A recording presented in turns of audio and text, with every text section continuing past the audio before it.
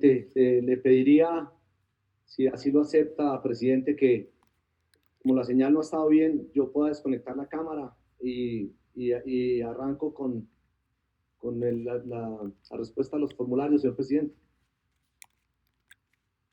para que la señal, o lo mantengo así.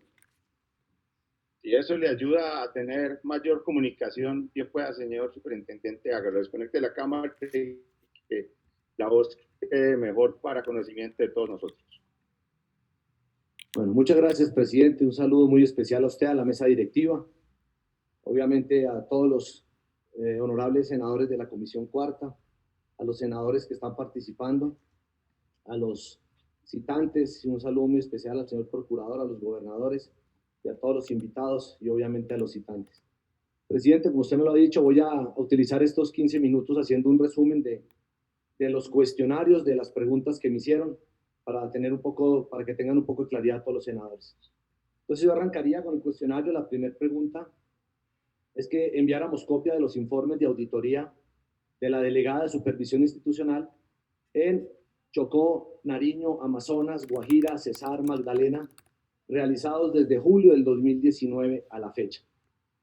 Quiero informarle a los honorables senadores que todos los informes con los autos de las visitas fueron enviados con el resumen especificado, el motivo, la fecha y los diferentes hallazgos de todos los informes. En el departamento del Amazonas enviamos el informe de fecha 27 a 31 de enero del año 2020 de la S. San Rafael de Leticia. Ahí enviamos el número, el auto, el coordinador que hizo la auditoría, el objeto de la auditoría y obviamente los principales hallazgos. Inicialmente, la generalidad de cada uno de los informes que nosotros les enviamos verifica pues la efectiva prestación de los servicios, que es lo que a nosotros nos compete en estas auditorías, verificar cómo está la prestación de los servicios en cada uno de los departamentos, en cada una de estas instituciones, y lo que verificamos es la atención a los usuarios, todo el desarrollo e implementación que tenga el hospital sobre los sistemas de información, las actividades tanto técnicas, administrativas, asistenciales y obviamente también financieras que permitan la accesibilidad, la calidad, la oportunidad, la continuidad y, obvio, la integralidad en la prestación de los servicios. En el departamento del Cesar se hicieron del 2 al 7 de julio del 2019 al Instituto Alidre, el Instituto de Rehabilitación del Cesar. En La Guajira se hicieron varias, son 5 auditorías. La primera del 23 al 29 de julio al Hospital Donaldo Saúl Morón, en La Jagua del Pilar, del 20 al 21 de agosto, en la S. Armando Pavón, esta es en Manaure, para proteger la población menor de 5 años, del 22 al 23 de agosto, la S. Nuestra Señora del Perpetuo Socorro en Uribia, del 20 al 21 de agosto, la S. Hospital San José de Maicao, también para todos estos, para proteger la población menor de 5 años, del 22 al 23 de agosto, la Empresa Social del Estado Nuestra Señora de los Remedios, que queda en Riohacha. En el departamento del Chocó, del 2 al 6 de marzo, se hizo la auditoría al nuevo Hospital San Francisco de Asís, y del 7 al 11 del 2019 también hicimos una auditoría al Roldán de Tancú. Los hallazgos remitidos a las entidades territoriales, obviamente ya se los enviamos a todas las entidades territoriales en el momento que los hacemos. También damos traslado a la Procuraduría, a la Junta Central de Contadores cuando encontramos fallas administrativas, y obviamente al Ministerio del Trabajo algunos hallazgos que encontramos en el hospital. Y en el departamento del Magdalena se hizo del 17 al 21 de julio, Méndez Barreneche. Bueno, segunda pregunta, presidente, que qué recursos utilizamos en las visitas realizadas. Es importante aclararle a los senadores que, como son funcionarios que se desplazan en comisión de servicios, los gastos que se realizan en viáticos y tiquetes aéreos y transporte terrestre también fueron enviados. Son 36 comisiones, 10 auditorías, costaron un total de 75 millones de pesos, 49 en viáticos, 26 millones de pesos en tiquetes de los funcionarios que se desplazaron en las 36 comisiones. Ahí está la información que le enviamos a todos los honorables senadores. Y tercera pregunta, consolidado los soportes de las comunicaciones de gobernaciones de estos departamentos entre enero 20 hasta el 13 de mayo del 2020. También enviamos todos los comunicados consolidados de las comunicaciones enviadas por la Superintendencia Nacional de Salud. Inicialmente les quiero contar que se le envía a nuestros vigilados, que es la Secretaría de Salud, y también se le envía pues a las gobernaciones a través de las Secretarías de Salud. La cuarta pregunta, ¿qué comunicaciones ha enviado a la red pública de esos departamentos del 1 al 13 de mayo? Ya enviamos un consolidado sobre todas las comunicaciones que se ha enviado a la red pública en estos departamentos. Quinta pregunta, sírvase dar evidencias del contrato siniestrado por la cuantificación de la deuda del sistema. Si entendí la pregunta, este contrato se debe, es un contrato que tiene ADRES, que tuvo un siniestro, pero que en la Superintendencia Nacional de Salud, el contrato de auditoría no se ha siniestrado.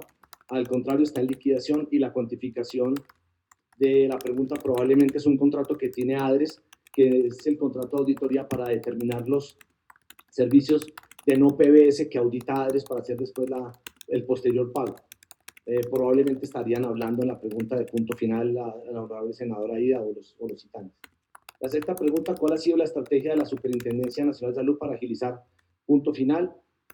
Aquí sería importante separar los dos temas, señor presidente. Una cosa es el régimen subsidiado y otra el régimen contributivo. Tenemos actuaciones separadas en el régimen subsidiado, lo que tiene que ver con las entidades departamentales que le deben a las EPS del régimen subsidiado, y de otra parte lo que tiene que ver con el régimen contributivo, que es manejado a través de ADRES. Ante esto, pues hemos hecho requerimientos a las entidades departamentales y distritales, especialmente lo que tiene que ver con régimen subsidiado, solicitando el cronograma para que adelante las conciliaciones específicamente de cuentas de no PBS, porque son los departamentos los encargados de hacer toda la definición y los recursos para cofinanciar estas obligaciones del no PBS. Aquí estamos hablando de la responsabilidad del ente territorial y estamos haciendo todo el seguimiento desde la superintendencia para que exista esta cofinanciación por parte del Estado y puedan saldar las deudas del no PBS que hay para punto final. En estas peticiones que hemos hecho, no nos contestaron algunos departamentos: Bolívar, del Distrito de Cartagena, Buenaventura, Caldas, San Andrés, Cesar y Córdoba, y estamos en proceso pues de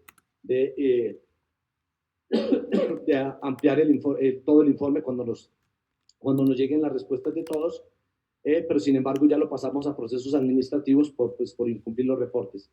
En estos requerimientos de reporte a las EPS también estamos pidiendo un reporte trimestral, ya lo reactivamos, sacamos algunas circulares para que nos informaran todos los catálogos financieros a las EPS. Esto también tiene que ayudar y va a servir mucho para punto final, cómo están causando las cuentas por cobrar, la revelación de los catálogos financieros. Le hemos pedido que cada una nos detalle con facturación y con tecnologías no PBS, que lo reporten a la superintendencia.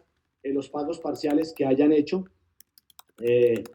también se los pedimos por totales y por facturación a las EPS. Y lo que hacemos en la superintendencia es validar la calidad de la información. Ya con eso hicimos una prueba piloto en el departamento de Barranquilla, que fue replicada en el Valle, en el Cauca, en Boyacá. Lo replicamos también en Nariño, en Guaviare, y creo que lo replicamos también en Antioquia. Importante contarles, senadores, que sí sacamos dos circulares, la circular 8 y la circular 11, que dan instrucciones puntuales a las entidades promotoras de salud para que entreguen la información, como les contaba, y nosotros podamos empezar a publicar lo que ya estamos haciendo. Ya publicamos la información del mes de marzo, estamos publicando la información del mes de abril de cada una de las EPS y los giros que están haciendo tanto a la red pública como a la red privada. Se amplió también el decreto de emergencia, del decreto 538, y sacamos una circular, la circular 11, para que los departamentos y las entidades territoriales aceleren el proceso de auditoría de cuentas, de saneamiento de cartera, para que puedan acceder a los recursos de cofinanciamiento del Estado. Hemos hecho unas mesas de trabajo conjuntas con el Ministerio de Salud para las rutas de inspección y vigilancia, las acciones de inspección y vigilancia y control. En cuanto al saneamiento de pagos, hemos tenido algún resultado importante ahí en estas mesas. De ahí salió la resolución 2154 del 2019 del esfuerzo fiscal para los entes territoriales. También salió la 521 del 2020, la resolución 335 de estas mesas de trabajo, que son mesas que prácticamente van enfocadas a hacer saneamiento financiero de las entidades territoriales y de las EPS. También hemos hecho requerimiento a las EPS preguntando su participación en punto final. Este es un rol para nosotros poder verificar contablemente y verificar a través del ADRES cuáles van a ser las EPS que sí van a participar en los recursos de punto final. Ellos tienen que hacer un análisis de los recursos que tienen, y realmente el rol aquí nuestro es una verificación contable para verificar si hay una disminución de los recursos por parte de ARES en esas cuentas por pagar y haya una reducción de las EPS también en las cuentas por cobrar y que los recursos realmente estén llegando a las IPS. La séptima pregunta, ¿cuál ha sido la actuación para alertar y prevenir la integración vertical de en 2019, 2020 y los respectivos giros? Nosotros siempre hemos hablado pues que la integración vertical es la unión que hay entre el asegurador y los prestadores de servicios de salud. Importante que ustedes tengan en cuenta, honorables senadores, que ya la integración vertical no es de la aseguradora hacia el prestador, ya tenemos integraciones verticales de los prestadores hacia los aseguradores, que también estamos nosotros vigilando.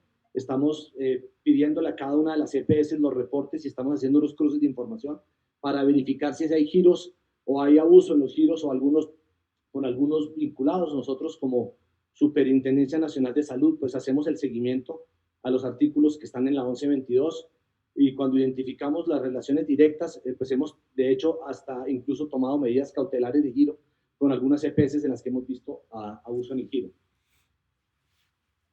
La integración vertical, como se los explico, ya va más allá de lo que conocían ustedes como integración vertical de un asegurador con los prestadores. Aquí ya no es solamente integración vertical en el control directo, también hay un control indirecto. Hemos visto contratos exclusivos, hemos visto alta dependencia económica con algunas IPS. Hay diversos eslabones en la integración vertical y por eso nosotros estamos haciendo una vigilancia exhaustiva para evitar que hayan estos abusos, sobre todo en los giros. Por lo anterior, pues permanentemente hacemos acciones de inspección y vigilancia y supervisión de las relaciones contractuales que hay entre EPS y IPS. Hemos emitido algunos lineamientos en la gestión de riesgos y grupos empresariales. Algunas de estas integraciones o de estos grupos no los declaran y por eso estamos actuando con la Superintendencia de Sociedades, haciendo un sistema obviamente analítico de riesgos. Estamos haciendo toda una caracterización de cada una de EPS, identificando dónde tienen vinculados, analizando el giro y los contratos que tienen con cada uno de ellos y pues obviamente, como se les decía, hemos tomado algunas medidas cautelares. La octava pregunta, que le enviáramos un balance de los procesos de intervención forzosa de los hospitales de San José de Maicao, San Andrés de Tumaco, y el Próspero Reverén de Santa Marta, enviamos los informes, y enviamos un informe completo de cada uno de ellos, incluidos los avances que hemos tenido en época de COVID. En la novena me preguntaban que, teniendo en cuenta la noticia sobre el municipio de Barrancas, en La Guajira, los medios y las enfermeras del hospital, los médicos y enfermeras de la Asociación del Pilar de un hospital, alegaban pues que se les debían unos meses.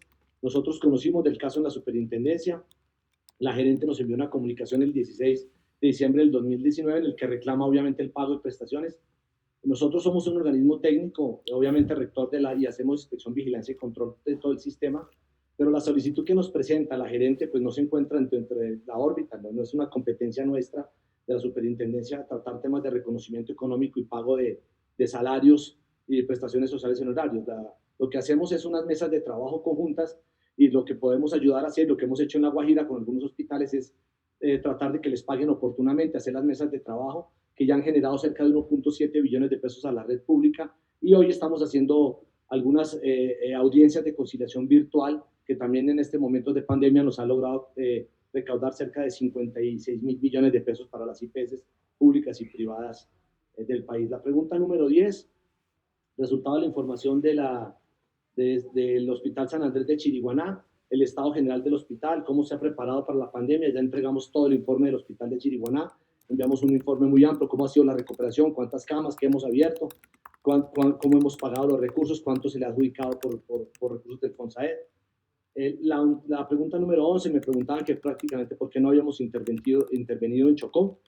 En efecto, la superintendencia, previo al cierre de servicios por parte de la Secretaría Departamental de Chocó al nuevo Hospital San Francisco, recibimos la información, hicimos una visita del 2 al 6 de marzo, analizamos toda la vigencia del 2019 y lo corrido del 2020. Tenemos un análisis muy completo, no solamente del hospital, sino también de los recursos que llegan al Chocó, cómo se están aplicando, cuántos está llegando a cada EPS, cómo está gastando cada EPS. En el 2019, a pesar de los esfuerzos que se hicieron anteriormente, el hospital se entregó saneado y con recursos para en el año 2017, en el 2019 ya presentaba riesgo medio alto, no presentó a la fecha, no había presentado el plan de saneamiento fiscal y financiero. Estamos terminando el análisis en la superintendencia, que incluye, entre otros, todo lo relacionado con la evaluación que hace el Comité de Medidas Especiales, obviamente con base pues, en la normatividad, la medida de intervención forzosa, pues no la ordenamos de manera exclusiva o con fundamento en alguna petición. Aquí tenemos que hacer un análisis completo y decretamos en su momento de la intervención y ya estamos tomando medidas de fondo. Estamos pues adelantando todo este estudio profundo de la situación del hospital y próximamente pues tomaremos decisiones. La pregunta 12, ¿por qué no se ha publicado en la página de internet de la superintendencia las resoluciones? Pues los actos administrativos de carácter general pues no serán obligatorios mientras no hayan sido publicados en el diario oficial o en las gacetas territoriales. En el caso de nosotros, tratándose de actos de carácter particular y en concreto en el ordenamiento jurídico previo como lo conforman, pues no tenemos que hacer esa publicación y notificación. De la pregunta número 13, teniendo en cuenta los hechos determinados en los hallazgos de la visita realizada a la S, Hospital Julio Mández Barreneche, en diciembre de 2019, presentadas en informes del 12 de febrero, me preguntan que por qué hacer una intervención administrativa 3 meses después sin tener en cuenta el nuevo gerente, informe los hallazgos e irregularidades entre el 13 de mayo. Entonces quisiera pues decirles que las funciones nuestras de inspección, vigilancia y control de la institución y las visitas realizadas al hospital los días 5, 8 de noviembre, 17 y al 21 de diciembre del 2019, pues encontramos unos hallazgos pues, que impedían en ese momento atender a los usuarios que solicitan los servicios pues, de una manera adecuada. Eso fue lo que esos hallazgos, tanto técnicos, científicos como administrativos y financieros, fueron los que dieron origen a la intervención. El día de la diligencia de la toma de posesión desarrollada, que fue el 12 de mayo, donde se notifica al doctor Jairo Romo como representante legal, se hace por notificación, dado que el representante legal no quiso comparecer al hospital para notificarlo personalmente. Entonces, una vez se posesionó, el agente interventor, la superintendencia y el equipo técnico, pues hizo un recorrido por todo el hospital, en donde ahí están en el informe, que ustedes tienen todas las evidencias nuevas que tuvo el equipo técnico que estuvo ese día en el hospital. La pregunta número 14, me preguntan que teniendo en cuenta el principio constitucional de colaboración armónica de los poderes del Estado, ¿por qué se tomó la decisión de no incluir en la discusión a la institución de la gobernación del Magdalena, en la interventoría, a la gobernación del Magdalena? Y lo mismo me preguntan por el Amazonas. Son dos ramas del poder. Aquí no son dos ramas del poder con funciones distintas. No es que una sea judicial y la otra ejecutiva. Nosotros tenemos funciones similares de vigilancia y control. La mía es del orden nacional. La Corte Constitucional en una sentencia estableció que las intervenciones de nosotros, de la Superintendencia Nacional de Salud, pues se hacen en el interés de la prestación de los servicios, de un servicio público esencial, como es el servicio de salud. Y en esta competencia que nos da, que es de orden nacional, pues nosotros actuamos. No tenemos ni que pedir permiso, ni contar con el acuerdo, ni ponernos de acuerdo con la entidad territorial, y tampoco necesitamos autorización de la entidad territorial para proceder. Adicionalmente, las competencias que ejerce la superintendencia en medidas especiales pues son de ejecución inmediata, así lo dice el artículo 17 de la 1966 del 2017. Me gustaría mucho recordarles que en armonía con el Estatuto Orgánico Financiero se establece que la notificación del acto administrativo en la toma de una posesión, como la que hicimos en el Hospital Julio Mández Barreneche, se puede cumplir a través de un funcionario que se comisiona, quien notifica al representante legal de la empresa del Estado el día que se cumple esta diligencia. La pregunta número 15, me pedían que enviara copia de la integralidad del plan de intervención que ha definido la Superintendencia para el Hospital Julio Mández Barreneche. La superintendencia, cuando nosotros hacemos una intervención, el agente interventor, que obviamente es un auxiliar de la justicia, pues está obligado efectivamente a presentar un plan de acción, y esto lo debe hacer dentro de los 30 días siguientes a la toma de la posesión que hace la superintendencia. El plan obviamente debe contener todas las acciones y las medidas que vayan encaminadas a subsanar pues lo que dio origen a la intervención del hospital. Entonces la superintendencia, a través de la delegada de medidas especiales, debe evaluar y aprobar ese plan que presenten los agentes interventores y por consiguiente, pues todavía los dos se encuentran dentro de los términos para presentar el plan. Y la última pregunta, que por qué designamos al señor Oscar Luis Gálvez como interventor de la ES Hospital Julio Méndez, si está siendo investigado por la Procuraduría General de la Nación por presuntas faltas cometidas en su gestión como interventor de la ES departamental de Villavicencio. Es importante contarles que la decisión de los agentes especiales, los interventores, los contralores o liquidadores que designa la Superintendencia Nacional de Salud siempre son sometidos a un proceso que está arreglado en la superintendencia, que de hecho tenemos un manual, un registro que hace después de un concurso con una universidad. Aquí son criterios obviamente meritocráticos, en una inclusión de un registro único que se llama el RILCO que tenemos acá, en donde están los registradores, los interventores y liquidadores. Después de ese proceso de convocatoria, pues se hace un estudio. La delegada de medidas especiales en un comité, pues propone algunos candidatos, y esa es una herramienta que a nosotros pues, nos da transparencia y nos permite inclusive luchar contra la corrupción. Para el caso puntual de Luis Oscar Gálvez, pues su designación obedece al acatamiento de estos procedimientos, como se ha dicho, y normas, obviamente cuenta con el perfil, ha desempeñado estas funciones, las ha desempeñado con éxito. El Hospital Departamental de Villavicencio fue devuelto y corrigió prácticamente todas las causales que dieron origen a la medida. Y obviamente pues la existencia de una investigación por parte de la Procuraduría General pues es una circunstancia que no lo inhabilita al señor Gálvez pues para que haga el ejercicio en este momento como agente interventor, y pues obviamente paralelamente puede seguir la Procuraduría llevando pues su investigación, o sea que no existe ni recae sobre él no hay ninguna inhabilidad para que nosotros no lo pudiéramos nombrar. Y aclaro también que dentro de estas actuaciones pues, disciplinarias, la superintendencia no es parte y permanece pues, en reserva mientras se adelanta todo el proceso contra el doctor Gálvez. Entonces, pues no existe ninguna sanción, ni siquiera en primera instancia, ni fiscal, ni penal. Obviamente en un Estado de Derecho pues no podríamos nosotros violar los principios rectores de la función pública como son la legalidad y el debido proceso.